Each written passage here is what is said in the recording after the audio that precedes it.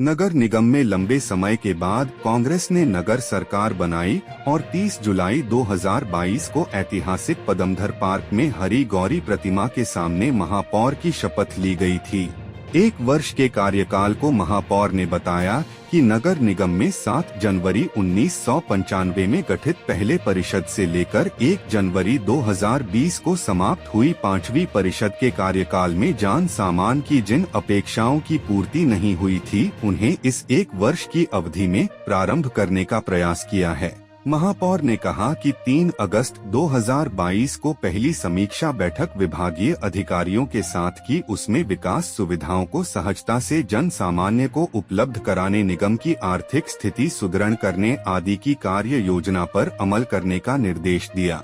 आइए आपको ले चलते हैं होटल सेलिब्रेशन, जहां महापौर अजय मिश्रा बाबा अपने वार्ड पार्षदों के साथ पत्रकारों से रूबरू होते हुए अपने इस 1 वर्ष के कार्यकाल में किए गए कार्यों को बताया और आगे की योजना को साझा किया है। लागत से वो चालू है। अमृत 2 जल प्रदाय योजना 133 करोड़ की मैं लगातार जब से महापौर बना उसकी निविदा करवाता आ रहा हूँ। 199 करोड़ की हमने योजना बनाई। स्टेट में भारतीय जनता पार्टी की सरकार ने उसको 99 करोड़ कर दिया। उस पे हमने ऊपर जाकर लिखा पढ़ी करके किसी तरह उसको हमने कहा कि आप 160-70 करोड़ करिए, इससे कम में हमारे यहाँ पानी की व्यवस्था नहीं हो पाएगी। बहुत दबाव के बाद 133 करोड़ हमें मंजूर किए गए, जिसमें हमारा भी 10% का अंशदान उसमें शामिल है। ये निविदा कोई भी संविदाकार डालता नहीं था, क्योंकि बड़ा राजनीतिक दबाव था, और उसके कारण अब जाकर ये निविदा पड़ी है। 22 तारीख को निविदा खोली गई। उसका टेक्निकल वेरिफिकेशन कल भोपाल में स्टेट लेवल टेक्निकल कमेटी कर रही थी, और जैसे ही किसी संविदाकार को मिलेगी तो उसकी फाइनेंशियली बिड खोल दी जाएगी। वो कार्य जैसे ही चालू होगा, रीवा के 45 वार्डों को, लोगों को मैं बता देना चाहता हूं कि 3 से 4 घंटे बिना टुल्लू के हर घर में शुद्ध और साफ पेयजल मिलेगा। जनता का पैसा उपयोग किया जाता है, कभी लाडली बहना के नाम से, कभी जन आशीर्वाद के नाम से, कभी विकास पर्व के नाम से। सारा खर्चा वो रीवा के नगर निगम के ऊपर आता है, वो भी टैक्स पेयर हमारी जो जनता है उसका पैसा है। मैंने इसको भी रोकने की बड़ी कोशिश की। जब विकास पर्व चल रहा था, रीवा के कमिश्नर नगर निगम के उनको डायरेक्ट मुख्यमंत्री ने बोला कि रीवा महापौर की को तरजीह देना बंद करो और जैसा हम लोग कहें वैसा करो। भारी विरोध, भारी दबाव के बाद 1 साल में अगर हमने इस रीवा नगर निगम में 1 अरब 46 करोड़ का निर्माण कार्य की 1 साल में व्यवस्था बनाई, टेंडर कराया, तो ये रीवा की जनता का आशीर्वाद का प्रतीक है। विकास पर्व के नाम पे झूठी बातें करना, अगर विकास उन्होंने किया था, मैं ये बोलता हूँ, अगर उन्होंने विकास किया तो गली गली में होर्डिंग लगाने की आवश्यकता क्या? अगर उन्होंने विकास किया तो पर्व निकाल के जुलूस निकालने की आवश्यकता क्या? विकास अगर आपने किया है तो जनता आपको बिल्कुल नहीं नकारेगी, आपको सहज स्वीकार करेगी। रीवा में विकास के नाम पे पैसा खर्चा जरूर हुआ, पर व्यवस्थित विकास कभी भी नहीं किया गया। सरकारी जमीन बेचने के सिवाय यहाँ पर कोई काम नहीं हुआ, और रीवा विधायक ने रीवा को विकास के नाम पे ठगा है, छलावा किया है।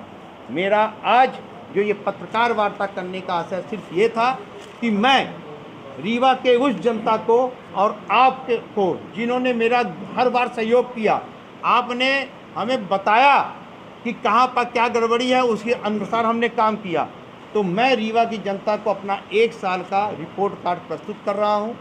जहाँ पर जैसे भी उन दिक्कतें होंगी, अभी हमारा कार्यकाल 3-4 साल का पूरा पड़ा हुआ है, हम विकास में रहेंगे। रही लोकार्पण भूमि पूजन करने की बात, तो हमने MIC की पहली बैठक में कह दिया था कि पार्षद अब महापौर 25 रुपए के नारियल में भूमि पूजन लोकार्पण करेंगे। कोई शिला पट्टिका नहीं लगेगी, कोई टेंट पंडाल नहीं लगेगा, क्योंकि सारा पैसा संविदाकार के खाते से जाता है और संविदाकार को फिर भ्रष्टाचार करना पड़ता है। तो इसलिए जो जनता का पैसा है उसी से हमने ये सब काम कराया। आप लोगों ने इतना समय दिया, उसके लिए आप लोगों का बहुत बहुत धन्यवाद।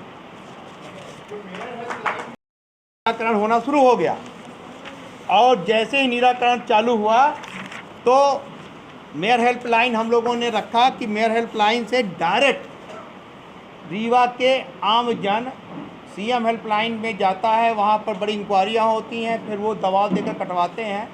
तो उस मेयर हेल्पलाइन पे प्रतिदिन हम समीक्षा करेंगे और छोटे छोटे निराकरण हम यहीं निपटा देंगे। तो ये टेंडर कराया हमने, MIC से पास हुआ। क्योंकि योजना है ये एक नवाचार करना था, इसलिए परिषद की अनुमति लेनी पड़ती है। परिषद में भारतीय जनता पार्टी की बहुमत थी, इसलिए उसको उन्होंने निरस्त कर दिया।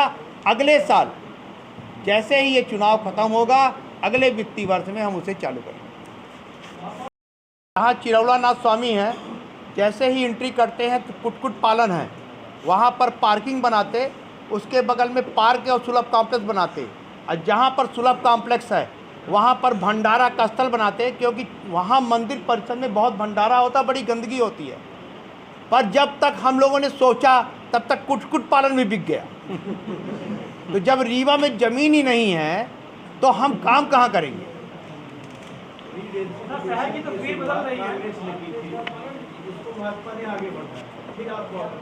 मेरे को आपत्ति नहीं। पुनः घनत्तीकरण योजना का मतलब है उसी स्थान के घनत्व को डेवलप करना। रीडेंसिफिकेशन शिल्पी प्लाजा रीवा की पहली देन है, मध्य प्रदेश का मॉडल था।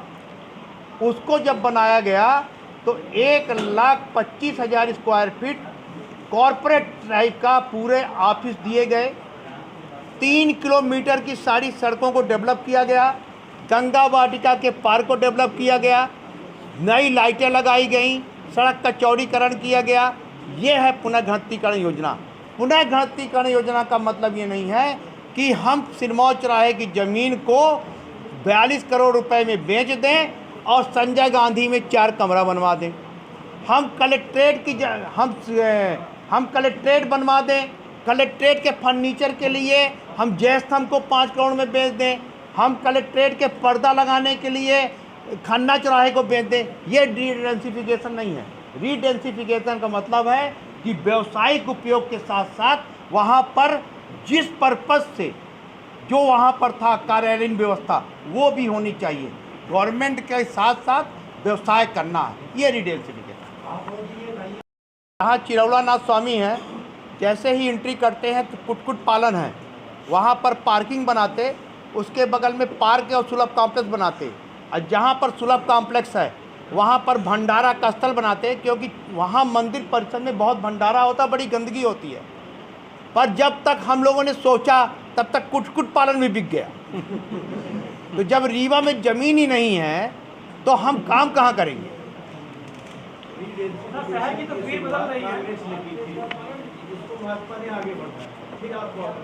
मेरे को आपत्ति नहीं। पुनः घनत्तीकरण योजना का मतलब है उसी स्थान के घनत्व को डेवलप करना। रीडेंसिफिकेशन शिल्पी प्लाजा रीवा की पहली देन है, मध्य प्रदेश का मॉडल था। उसको जब बनाया गया तो 1,25,000 स्क्वायर फीट कॉरपोरेट टाइप का पूरे ऑफिस दिए गए, 3 किलोमीटर की सारी सड़कों को डेवलप किया गया, गंगा वाटिका के पार्क को डेवलप किया गया, नई लाइटें लगाई गई, सड़क का चौड़ीकरण किया गया। ये है पुनः घनत्तीकरण योजना। पुनः घनत्तीकरण योजना का मतलब ये नहीं है कि हम सिरमौर चौराहे की ज़मीन को 42 करोड़ रुपए में बेच दें और संजय गांधी में 4 कमरा बनवा दें। हम कलेक्ट्रेट बनवा दें, कलेक्ट्रेट के फर्नीचर के लिए हम जयस्तंभ को 5 करोड़ में बेच दें, हम कलेक्ट्रेट के पर्दा लगाने के लिए खन्ना चौराहे को बेच दें, ये रीडेंसिफिकेशन नहीं है।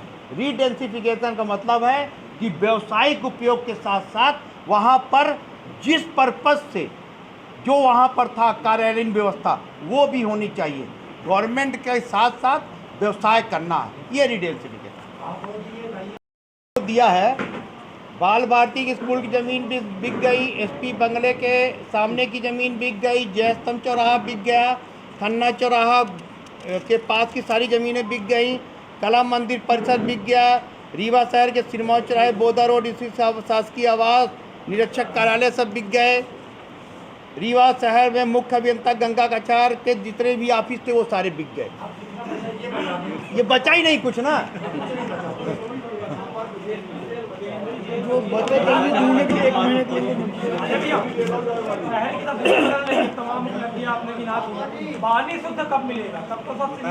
वही तो बताया आपको अभी हमने। 133 करोड़ की योजना का बताया तो हमने। 5 महीने से दिन समदरिया को ऑडिटोरियम हैंड ओवर करने का प्रस्ताव पास हुआ था। हम लोगों ने आधा घंटा उसके विरोध में वहाँ पर धरना दिया परिषद पे।